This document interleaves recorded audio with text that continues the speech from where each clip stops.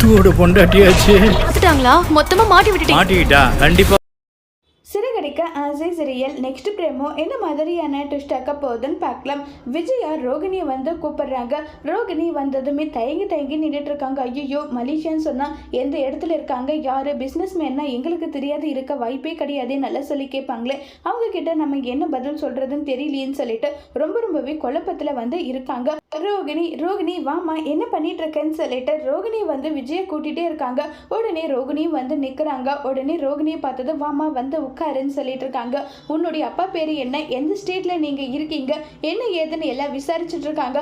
ரோகிணி எதுவுமே பேசாமல் சைலண்டாகவே இருக்காங்க. உடனே முத்து வந்து என்ன பார்லர் அம்மா அவங்க கேட்டுகிட்டே இருக்காங்க, நீ பதில் பேசாமல் அமைதியாகவே இருக்கியே, உன்னுடைய அப்பா வந்து எந்த இடத்துல எங்கே பிஸ்னஸ் பண்ணிட்டு இருக்காங்கன்னு சொல்லிட்டு அவங்க கேட்குறாங்கன்னு சொல்லிட்டு சொன்னதும் உடனே விஜயை என்ன ரோகிணி யோசிச்சுட்டு இருக்கா, சொல்லு ரோகிணின்றாங்க. உடனே முத்து நிஜமாவே உன் அப்பா மலேசியாவில் தான் இருக்காங்களா, அப்புறம் எதுக்காக திருட்டாட முழிக்கிற மாதிரி முழிச்சிட்டு இருக்க, என்ன விஷயம் சொல்லி கேட்டதும் உடனே மனோஜ் வந்து இங்க பாருடா, இன்னைக்கு அவ மௌன விரதம், அவ எப்படி பேசுவான், நான் வந்து நல்லா இருக்கணுன்றதுக்காக என்னுடைய பொண்டாட்டி வந்து என்கிட்ட வந்து சொல்லிட்டு தான் அவ மௌன விரதம் இருக்கா, அவ எப்படிடா பேசுவான்னு சொல்லிட்டு மனோஜ் வந்து சொன்னதும் மீனாவுக்கு பயங்கர ஷாக்கிங்கா இருக்கு. இப்ப முத்தை எப்படி உண்மையை கண்டுபிடிப்பாங்களா இல்லையாங்கிறத வரப்போற எபிசோட்ல வெயிட் பண்ணி பார்க்கலாம். தேங்க்யூ.